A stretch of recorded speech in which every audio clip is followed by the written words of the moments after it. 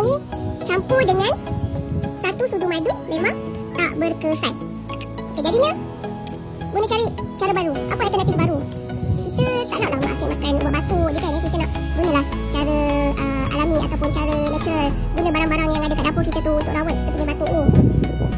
Apa yang Bunda buat? Bunda ambil bawang putih besar ni. Okay.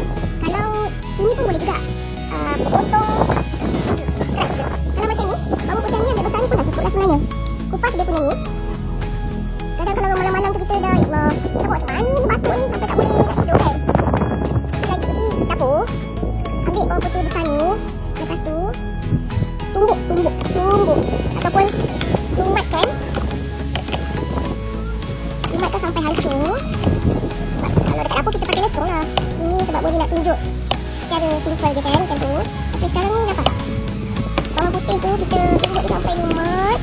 Betul-betul lumat. Okey dah. Dia dah lumat macam ni. Kita masukkan dia dalam mangkuk. Lepas tu kita campurkan dengan dua sudu madu. Okey, sudu plastik. Dua sudu madu ni kita nak buat dia satu larutan. Okey. Kita gaulkan dia macam ni sampai dia betul-betul sebati. Okey, nampak tak bawang putih dalam tu kan? Kita ambil saut dengan bawang-bawang putih tu sekali. Kita makan lah. Dua sudu cukup.